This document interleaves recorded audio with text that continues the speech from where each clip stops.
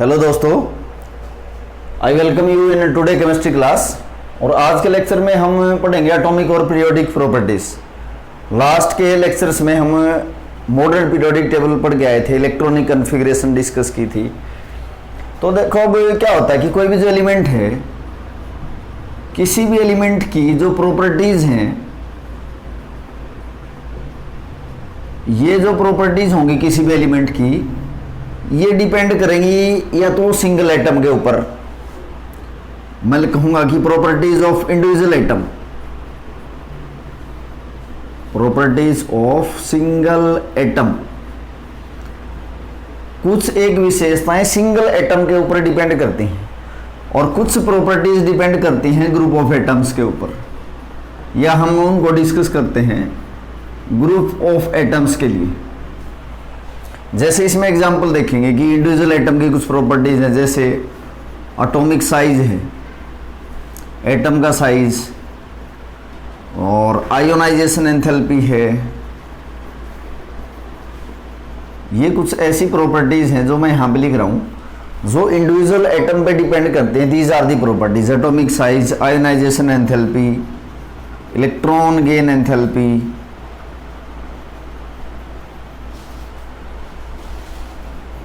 Next है जैसे electronegativity,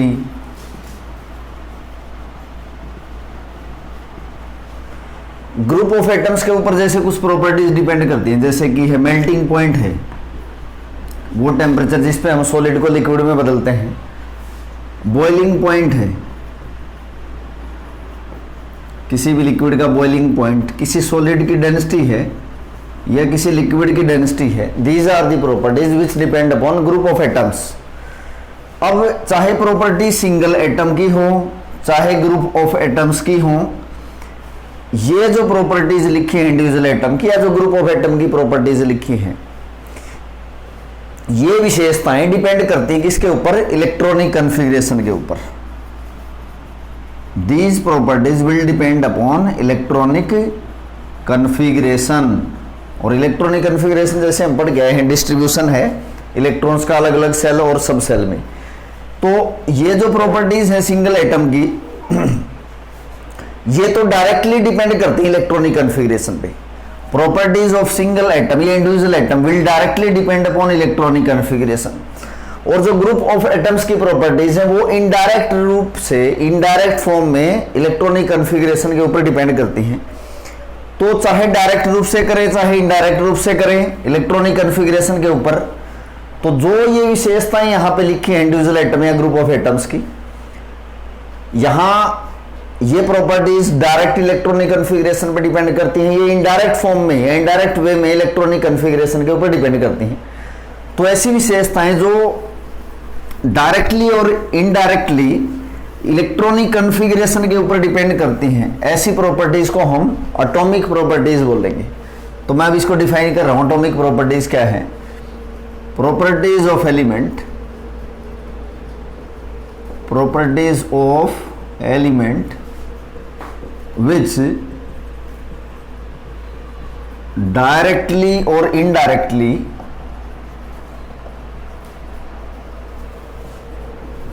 depend on electronic configuration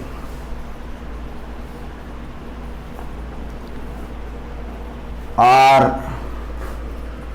known as atomic या पीरियोडिक प्रॉपर्टीज।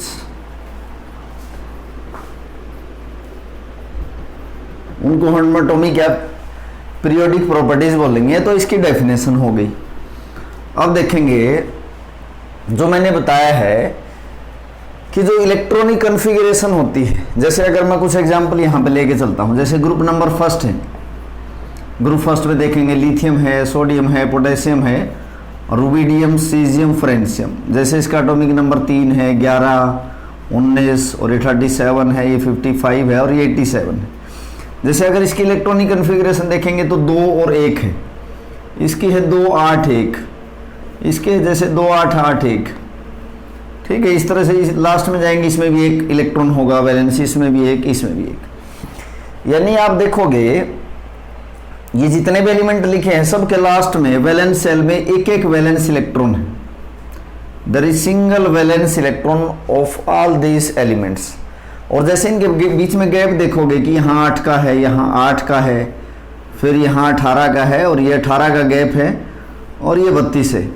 तो 2 8 8 18 18 32 इनको मैजिक नंबर्स भी बोलते हैं।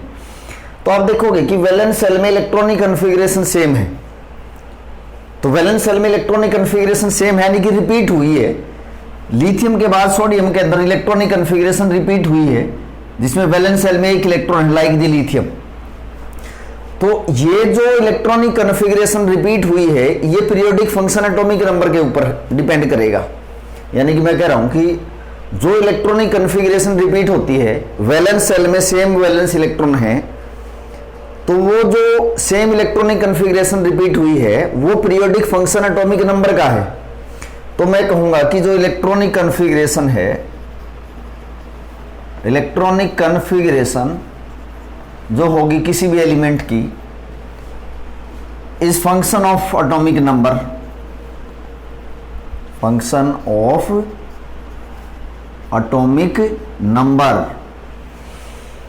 इलेक्ट्रॉनिक कन्फिग्रेशन रिपीट होती है एक रेगुलर टाइम पीरियड के बाद, क्योंकि देखो एक एटॉमिक नंबर भी एक रेगुलर टाइम पीरियड के बाद रिपीट होता है। 3 के बाद 11 8 का गैप है, 11 के बाद 19 8 का गैप है।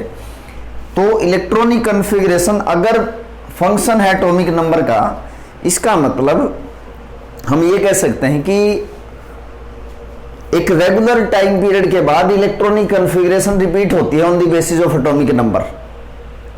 तो प्रॉपर्टीज भी ऐसे रिपीट होंगी, यानी कि इन सभी एलिमेंट्स की केमिकल प्रॉपर्टीज सिमिलर हैं और वो एक रेगुलर टाइम पीरियड के बाद रिपीट हुई हैं, तो उनको हम पीरियोडिक प्रॉपर्टीज बोलेंगे। तो electronic configuration periodic function atomic number का, और मैं कह रहा हूं कि प्रॉपर्टीज एक रेगुलर टाइम पीरियड के बाद रिपीट होती हैं, तो इन प्रॉपर्टीज को हम क्या बोलेंगे? Periodic properties. ये पीरियोडिक वर्ड मैं पहले भी यूज करके आया हूं। पीरियोडिक प्रॉपर्टीज वो प्रॉपर्टीज हैं जो एक रेगुलर टाइम पीरियड के बाद या रेगुलर इंटरवल के बाद रिपीट होती हैं, और वो पीरियोडिक फंक्शन किसका है? एटॉमिक नंबर का। और इलेक्ट्रॉनिक कन्फिग्रेशन किस पे डिपेंड करती है? एटॉमिक नंबर के ऊपर, इसीलिए इनको पीरियोडिक प्रॉपर्टीज बोलते हैं। तो अब हम शुरू करेंगे, कुछ पीरियोडिक प्रॉपर्टीज के बारे में डिस्कस करेंगे जो इंडिविजुअल एटम या ग्रुप ऑफ एटम के ऊपर डिपेंड करती हैं। ऐसी प्रॉपर्टीज हम इसमें अब डिस्कस करेंगे। तो ट्रेंड हम पढ़ेंगे, trend in atomic properties, trend in atomic और पीरियोडिक प्रॉपर्टीज। जैसे मैं फर्स्ट प्रॉपर्टी को लेके चल रहा हूं, फर्स्ट प्रॉपर्टी में शुरू करता हूं, उसमें एटॉमिक साइज।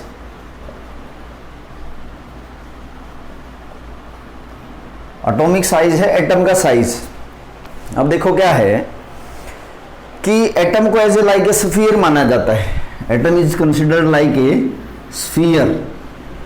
तो ये किसी एटम का न्यूक्लियस है, तो न्यूक्लियस के सेंटर से लेके बाहर तक की दूरी, जहां तक इलेक्ट्रॉन पाए जाएंगे वहां तक के डिस्टेंस को मैं एटॉमिक रेडियस बोलूंगा।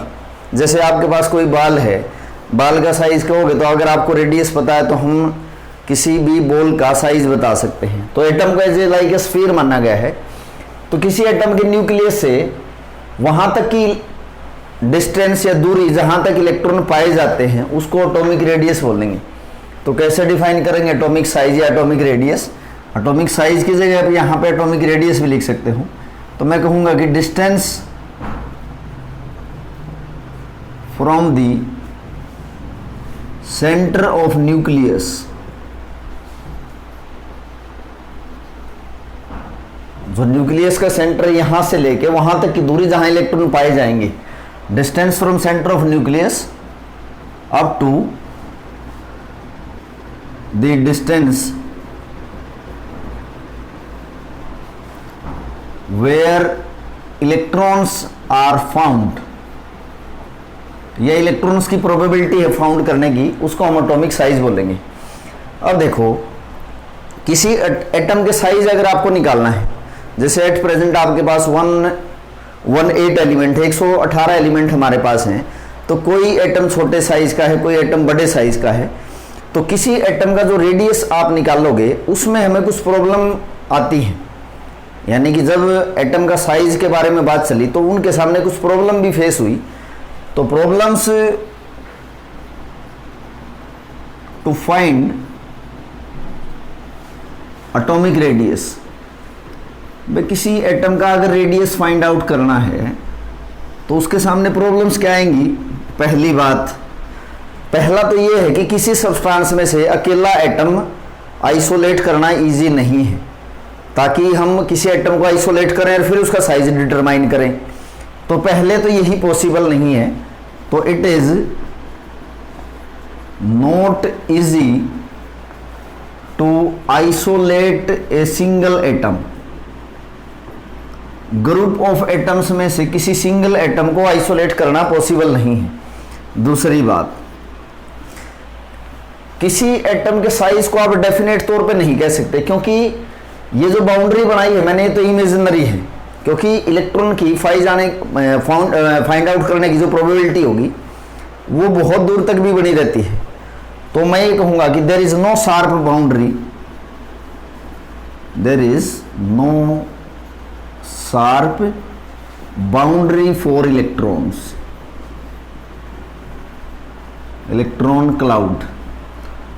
इलेक्ट्रॉन क्लाउड के लिए कोई शार्प बाउंड्री नहीं होती है। तो मैंने आपको बना के बता रखा है कि एक बाउंड्री है, यहां से यहां तक की दूरी को मैं एटॉमिक रेडियस बोलता हूं। तीसरी बात, एक ही एटम अलग अलग टाइप के बॉन्ड में बॉन्ड लेंथ उसकी अलग होगी, यानी कि साइज अलग होगा। हम ये कहेंगे, बॉन्ड लेंथ आगे बताऊंगा। यानी मैं ये कहूंगा कि एक ही एटम अलग अलग टाइप ऑफ सब्सटेंस में या अलग अलग टाइप के वो बॉन्ड बनाएगा, मैं आगे डिस्कस करूंगा, उसमें उसका रेडियस बदल जाएगा। तो मैं लिखूंगा कि atomic radius is different in different bonded state, different bonded state. जैसे मैं कहूंगा कि सोडियम है, सोडियम जैसे कि कोवेलेंट बॉन्ड बनाएगा तो इसका रेडियस अलग होगा। अब ये आयनिक बॉन्ड बनाएगा तो इसका रेडियस अलग होगा, यानी कि एक ही एटम का रेडियस अलग अलग होगा अलग अलग बॉन्डेड स्टेट में। तो ये भी प्रॉब्लम है।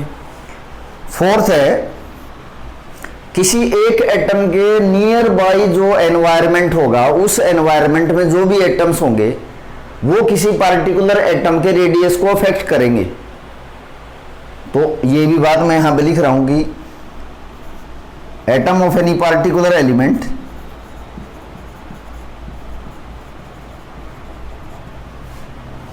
हम ये लिखेंगे size of an atom, size of an atom of an element is affected by it's near by environment. क्योंकि नियर बाय में जो भी एटम्स होंगे ना, वो किसी पार्टिकुलर एटम के साइज को अफेक्ट करते हैं।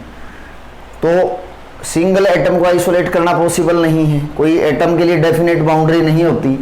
एक ही एटम अलग अलग बॉन्डेड स्टेट में अलग अलग रेडियस पाया जाएगा और किसी एटम के साइज को अफेक्ट करता है नियर बाय एनवायरनमेंट। बट फिर भी हम क्या करेंगे, फिर भी हम एटम के साइज को डिस्कस करेंगे। अब देखो,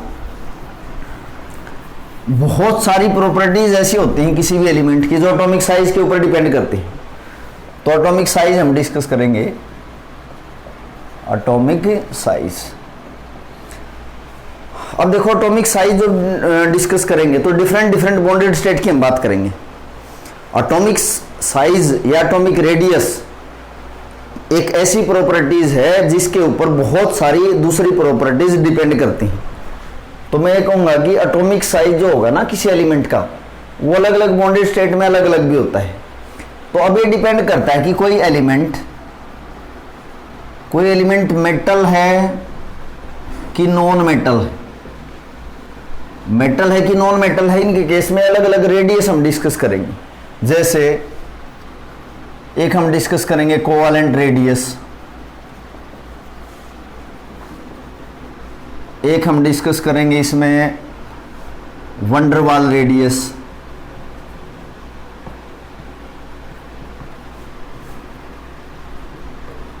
एक हम इसमें डिस्कस करेंगे मेटालिक रेडियस, और एक हम इसमें डिस्कस करेंगे आयोनिक रेडियस।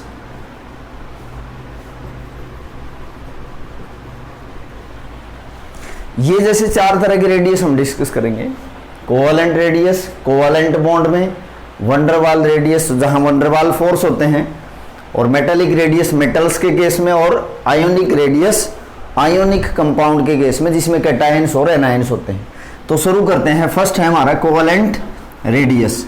देखो कोवेलेंट रेडियस कहाँ देखेंगे? जहां कोवेलेंट बॉन्ड बने होते हैं। कोवेलेंट रेडियस कहाँ देखेंगे? इन दी कंपाउंड या in the substance in which covalent bonds are formed. Covalent bonds are formed, जिसमें कोवेलेंट बॉन्ड बने होते हैं उसके हम डिस्कस करेंगे। अब देखो जो कोवेलेंट बॉन्ड बने होते हैं ये बने होते हैं होमोन्यूक्लियर मॉलिक्यूल में, homonuclear molecule and heteronuclear molecule. Heteronuclear molecule, homonuclear molecule वो होते हैं जिसमें एक ही तरह के एटम्स होंगे, जैसे having same type of atom, जैसे हाइड्रोजन है, ऑक्सीजन है, नाइट्रोजन है, जिसमें एक जैसे एटम्स हैं, क्लोरीन है, फ्लोरीन है, ऐसे एटम्स। हेटेरोन्यूक्लियर मॉलिक्यूल वो हैं जिसमें अलग अलग टाइप के एटम्स होंगे, जैसे मैं कहूँ कि HCl है, इसमें देखो आप दो अलग अलग एटम हैं, HBr है, HF है, इसमें अलग अलग टाइप के एटम्स हैं। तो हम यहाँ ये डिस्कस करेंगे, आपके सिलेबस में ये है। तो शुरू करते हैं कि कोवेलेंट जो रेडियस होगा ना वो क्या होता है, और होमोन्यूक्लियर मॉलिक्यूल में डिस्कस करेंगे। तो देखो कोवेलेंट रेडियस होता क्या है कि कोवेलेंट, मैंने बताया कि जिसमें कोवेलेंट बॉन्ड बना होगा उसमें कोवेलेंट रेडियस देखते हैं। और आप लोअर क्लासेस से पढ़ के आए हो कि कोवेलेंट बॉन्ड बनता कैसे है।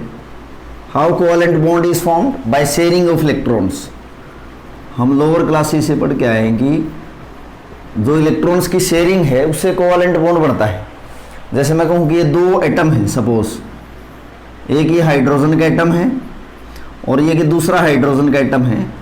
अगर इन दोनों में कोवेलेंट बॉन्ड बनता है तो ओवरलैपिंग होती है। यहाँ पे ये एक हाइड्रोजन का एटम है, ये दूसरे हाइड्रोजन का एटम है, इनके बीच में ये रीजन जो है ना यहाँ पे ओवरलैपिंग होगी एटॉमिक ऑर्बिटल की।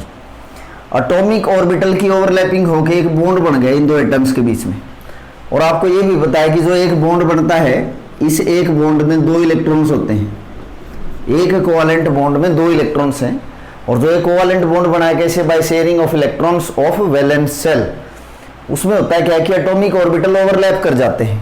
और जो ये रीजन है देखो, दो एटम के दो एटॉमिक ऑर्बिटल ओवरलैप होने से कुछ रीजन कॉमन इसमें हो जाता है। तो अब देखोगे आप, जैसे कि मैं यहाँ थोड़ा सा इनको एनलार्ज करके दिखा देता हूँ कि ये दो हाइड्रोजन के एटम है और एक एटम का न्यूक्लियस ये है, एक एटम का न्यूक्लियस ये है।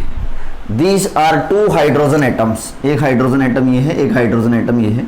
इन्होंने बॉन्ड बना लिया और ये इस हाइड्रोजन एटम का न्यूक्लियस है, ये इस हाइड्रोजन एटम का न्यूक्लियस है। यहाँ से यहाँ तक की जो दूरी है, डिस्टेंस, इसको हम बोलेंगे इंटर न्यूक्लियर डिस्टेंस। ये जो डिस्टेंस है दो न्यूक्लियस के बीच की दूरी को हम इंटर न्यूक्लियर डिस्टेंस बोलेंगे। इंटर न्यूक्लियर डिस्टेंस होता क्या है? Distance between two nucleus, that is known as inter nuclear distance. अब यहां पे आप देखोगे कि दोनों हाइड्रोजन के एटम हैं, ये इंटर न्यूक्लियर डिस्टेंस हो जाता है। अब इंटर न्यूक्लियर डिस्टेंस कितना होता है? इसको बॉन्ड लेंथ के इक्वल भी मानते हैं। बॉन्ड लेंथ आप देखोगे कि ये दो एटम्स के बीच में बॉन्ड बन गया, जो इंटर न्यूक्लियर डिस्टेंस है that is equal to bond length. अब मैं अगर इस एक एटम का रेडियस निकालना चाहूं तो मैं क्या करूंगा? इन दोनों एटम्स के बीच की दूरी यानी कि इंटर न्यूक्लियर डिस्टेंस हम कैलकुलेट करेंगे, निकाल लेंगे। और इंटर न्यूक्लियर डिस्टेंस को कैसे निकाला जाता है? मेथड है, एक्सपेरिमेंट है, या तो हम एक्सरे से निकालते हैं, या स्पेक्ट्रोस्कोपी एक टेक्निक है जो कि आप सेकंड चैप्टर में भी पढ़ के आए हो। एक्सरे टेक्निक से या स्पेक्ट्रोस्कोपी से इंटर न्यूक्लियर डिस्टेंस निकाला जाता है। और फिर हम क्या करेंगे कि अगर मेरे को एक एटम का कोवेलेंट रेडियस निकालना है तो ये जो इंटर न्यूक्लियर डिस्टेंस आया है, इन दोनों एटम के न्यूक्लियस के बीच की जो दूरी है, इसका हाफ कर देंगे हम। इसका अगर हाफ कर दिया जाए तो हम कोवेलेंट रेडियस निकाल सकते हैं। इंटर न्यूक्लियर डिस्टेंस है आपके पास, दो एक जैसे एटम हैं, like atoms. Inter nuclear distance आप इसका निकाल के यहां से यहां तक की दूरी निकाल लो और फिर इसका हाफ कर दो, वो कोवेलेंट रेडियस आ जाएगा।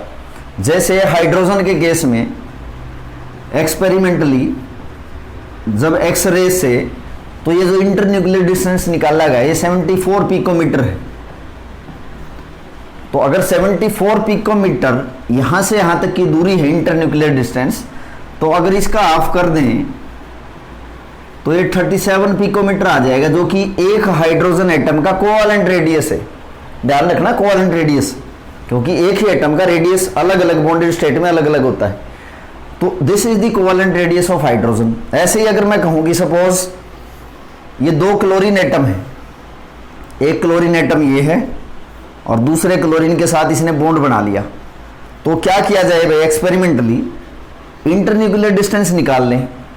जैसे इंटरन्यूक्लियर डिस्टेंस क्लोरीन के केस में ये इंटरन्यूक्लियर डिस्टेंस 198 पिकोमीटर है, तो अगर हम रेडियस निकालेंगे तो इसका हाफ नहीं कर देंगे इंटरन्यूक्लियर डिस्टेंस का, यानी कि 198 पिकोमीटर का हाफ करेंगे तो ये 99 पिकोमीटर आ गया, जो कि क्लोरीन का कोवेलेंट रेडियस है। ये जैसे हाइड्रोजन के केस में, क्लोरीन के केस में, ब्रोमीन के केस में क्या किया जाए कि इंटरन्यूक्लियर डिस्टेंस आप मेजर करो एक्स रे टेक्निक से और फिर उसका हाफ कर दो तो वो कोवेलेंट रेडियस आ जाएगा। तो अब हम इसको डिफाइन भी कर सकते हैं।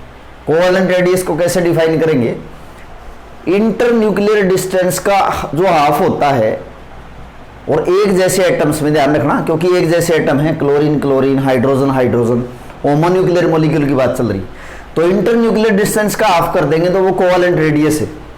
तो अब इसको आप डिफाइन भी कर सकते हो, बड़ा इजी है। अब तो समझने के बाद हम इसको इजीली से डिफाइन कर सकते हैं। तो what is covalent radius, it is half of internuclear distance, तो उसको मैं कोवेलेंट रेडियस बोलूंगा। तो हम कैसे डिफाइन करेंगे कोवेलेंट रेडियस को, it is half of internuclear distance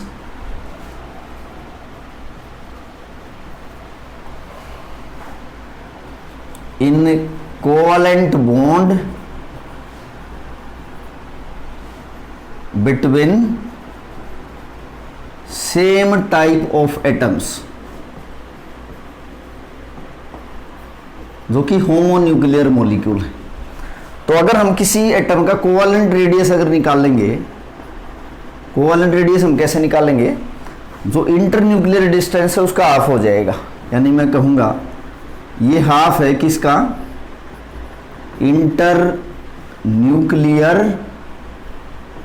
internuclear जो डिस्टेंस है उसका जो हाफ है उसको हम कोवेलेंट रेडियस बोलेंगे।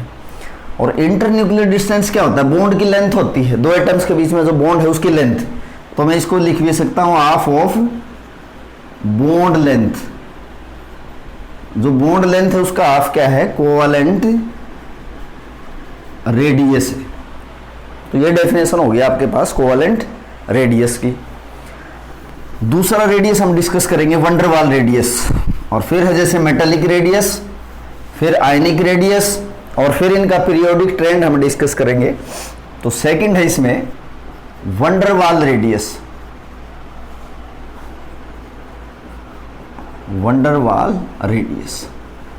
देखो वंडर वाल फोर्स आपने सुने होंगे, तो वंडर वाल रेडियस होता है क्या, एक बार देखोगे एग्जांपल से आप समझोगे बेटा। जैसे अगर मैंने कहा कि सपोज ये मेरे पास एक क्लोरीन का मॉलिक्यूल है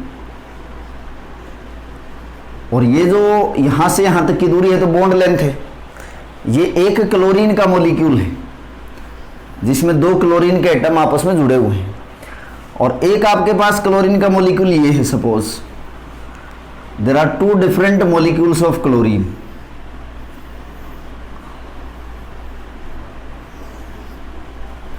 एक क्लोरीन का मॉलिक्यूल आपके पास ये है, एक क्लोरीन का मॉलिक्यूल ये है। ये देखो ये जो बॉन्ड है ना, ये जो दिखा रखा है तो कोवेलेंट बॉन्ड है, दिस इज कोवेलेंट बॉन्ड। और ये भी बॉन्ड कौन सा, ये भी कोवेलेंट बॉन्ड है। और जैसे ये जो दो क्लोरीन के एटम हैं आपको जो दिखा रखे हैं, ये नॉन बॉन्डेड एटम्स हैं। नॉन बॉन्डेड एटम्स कैसे हैं, क्योंकि इन्होंने बॉन्ड नहीं बना रखा। हाँ, इस मॉलिक्यूल और इस मॉलिक्यूल में अट्रैक्शन जरूर है, एक वीक अट्रैक्शन, जो कि वंडर वाल फोर्स हम पढ़ते हैं। तो this chlorine of one molecule, इस मॉलिक्यूल का एक क्लोरीन एटम, दूसरे मॉलिक्यूल का ये दूसरा कोई एटम, तो ये क्लोरीन और ये क्लोरीन दो अलग अलग मॉलिक्यूल हैं क्लोरीन के। तो these two chlorine atoms are non bonded atoms, जिसने बॉन्ड नहीं बना रखा आपस में। तो ये जो नॉन बॉन्डेड एटम्स हैं, इनके बीच की जो ये डिस्टेंस होगी ना, ये आप डिस्टेंस निकाल के एक्सपेरिमेंट ले और इसका ऑफ कर दो। इसका अगर ऑफ कर देंगे तो ये वंडर वाल रेडियस आ जाएगा। जैसे अगर मैं कहूं कि दो क्लोरीन के मॉलिक्यूल में दो नॉन बॉन्डेड एटम हैं, इसके बीच में जो डिस्टेंस है ये 360 पिकोमीटर है। तो अगर मैं इसका ऑफ कर दूं तो 180 पिकोमीटर, ये रेडियस कौन सा आया है, वंडर वाल रेडियस। यानी कि क्लोरीन का अगर हमने कोवेलेंट रेडियस देखा था क्लोरीन के केस में, तो ये आया था जैसे 99 पिकोमीटर, ये तो कोवेलेंट रेडियस था। और अगर हम वंडर वाल रेडियस देखें, वंडर वाल रेडियस देखें क्लोरीन का, तो ये आया 180 पिकोमीटर। मैंने आपको अभी बताया है कि एक ही एलिमेंट अलग अलग बॉन्डेड स्टेट में अलग अलग रेडियस शो करता है। तो क्लोरीन का कोवेलेंट रेडियस 99 पिकोमीटर है, वंडर वाल रेडियस 180 पिकोमीटर है, क्योंकि अलग अलग टाइप के फोर्स में अलग अलग रेडियस होगा। तो अब आप इसको डिफाइन भी कर सकते हैं वंडर वाल रेडियस को। वंडर वाल रेडियस क्या है, नॉन बॉन्डेड एटम्स जो है ना एक जैसे मॉलिक्यूल के, उसका जो डिस्टेंस होगा नॉन बॉन्डेड एटम्स के बीच में, उसका अगर ऑफ कर दें तो वंडर वाल रेडियस होगा। डिफाइन कैसे करेंगे, what is van der Waals radius, इसको डिफाइन कैसे करोगे, half of the distance between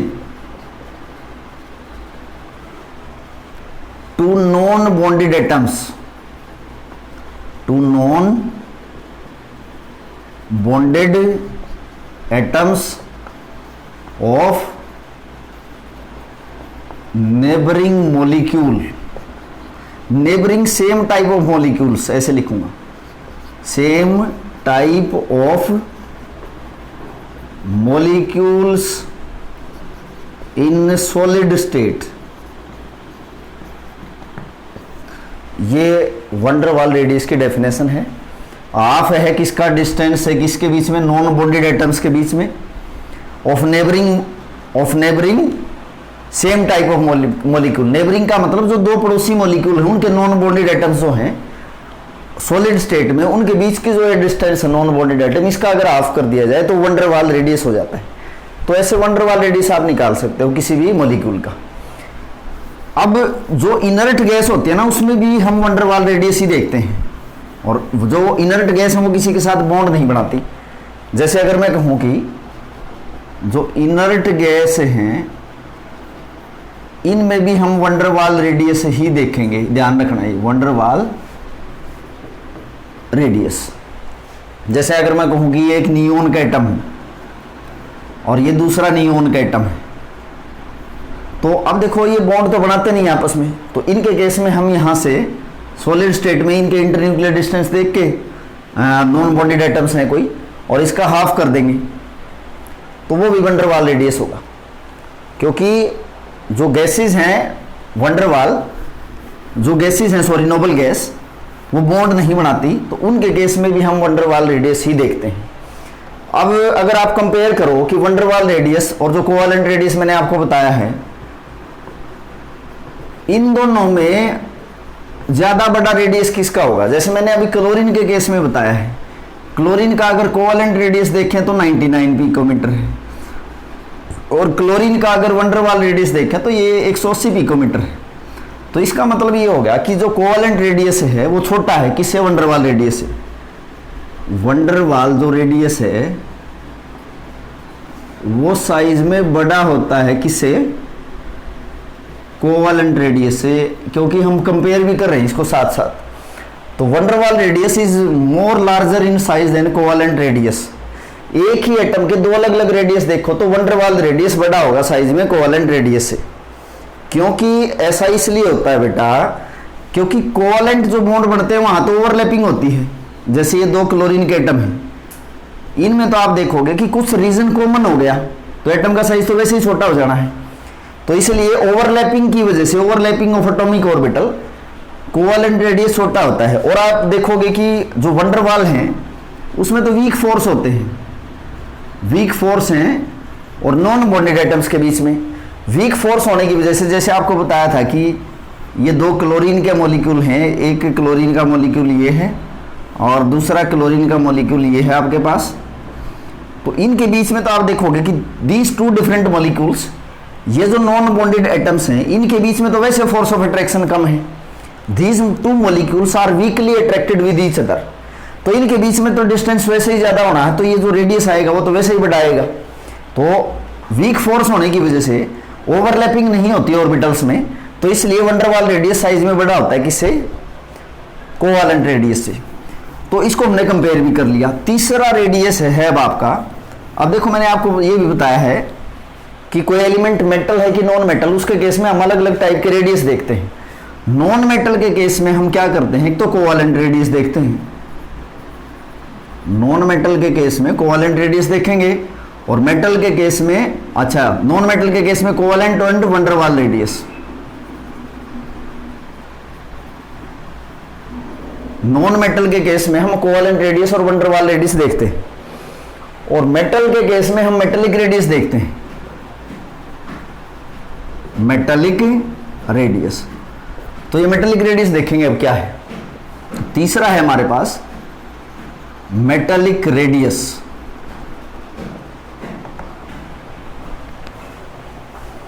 तो मेटेलिक जो रेडियस है वो देखेंगे हम क्या है मेटल्स के केस में। अब देखो आप जो मेटल्स हैं, मेटल्स आपको ये पता है कि मेटल्स नेचर में इलेक्ट्रोपॉजिटिव होते हैं, metals are electropositive in nature, यानी कि इजीली इलेक्ट्रॉन लूज कर देते हैं।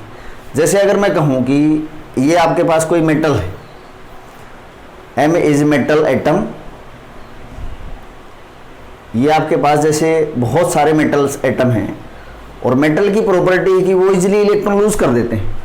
जैसे अगर मैं कहूं कि इस मेटल ने एक इलेक्ट्रॉन लूज कर दिया, तो ये मैं कहूंगा कि इसके ऊपर 1 यूनिट पॉजिटिव चार्ज आ जाएगा। ऐसे ही सपोज सभी एटम्स ने एक एक इलेक्ट्रॉन लूज कर दिया, और जो ये इलेक्ट्रॉन लूज करेंगे तो वो किसके अंदर प्रेजेंट होंगे, इस मेटल के अंदर प्रेजेंट होंगे। तो ये जो इलेक्ट्रॉन्स किसी मेटल के अंदर प्रेजेंट हैं, these electrons are mobile, mobile electrons हैं, मीन्स ये इजीली मूव कर सकते हैं। और जो ये पॉजिटिव पार्टिकल बच गए, which is formed by loss of electron, जो पॉजिटिव स्पीसीज बच गई इलेक्ट्रॉन को लॉस करने के बाद, these are known as kernels. तो पॉजिटिव स्पीसीज मेटल एटम में जो बच जाती हैं इलेक्ट्रॉन लूज करने के बाद, उनको कर्नल्स बोलते हैं। और जो मोबाइल इलेक्ट्रॉन्स हैं, अच्छा देखो ये जो कर्नल्स हैं वो तो इमोबाइल हैं, जो मूव नहीं कर सकती, और जो इलेक्ट्रॉन फ्री हैं वो मूव कर सकते हैं, तो मैं उनको मोबाइल इलेक्ट्रॉन्स बोल रहा हूं। अब इन मूविंग इलेक्ट्रॉन्स के बीच में और कर्नल्स के बीच में जो फोर्स ऑफ अट्रैक्शन है उसको मेटेलिक फोर्स बोलते हैं। तो मैं मेटेलिक फोर्स भी यहां साथ साथ आपको बता देता हूं। मेटेलिक रेडियस तो हम डिस्कस करेंगे ही करेंगे। What is metallic force? Force between moving electrons and colonel's is called metallic force। Colonel's के बीच में और मूविंग इलेक्ट्रॉन्स के बीच में जो फोर्स है उसको मेटेलिक फोर्स बोलते हैं। अब देखो क्या होता है कि जैसे कोवेलेंट बॉन्ड में तो दो, जैसे मैंने कहा था कि ये हाइड्रोजन का मॉलिक्यूल है भाई, इसमें ओवरलैपिंग होगी यहाँ पे, इस एक बॉन्ड में 2 इलेक्ट्रॉन्स हैं, और ये दोनों इलेक्ट्रॉन क्या हैं, फिक्स हैं, इमोबाइल हैं, मूव नहीं कर सकते। अब मेटल के केस में आप देखोगे कि इलेक्ट्रॉन फ्री हैं। ये जो इलेक्ट्रॉन इसमें दिखा रखे हैं, these are attracted by positive kernels, और पॉजिटिव जो कर्नल्स हैं वो भी अट्रैक्टेड होंगे इलेक्ट्रॉन से। कोवेलेंट बॉन्ड में तो इलेक्ट्रॉन फ्री थे, यहां मोबाइल इलेक्ट्रॉन है, इसी ध्यान रखना। तो अब अगर मेटेलिक रेडियस को डिफाइन करा जाए तो कैसे डिफाइन करा जाए?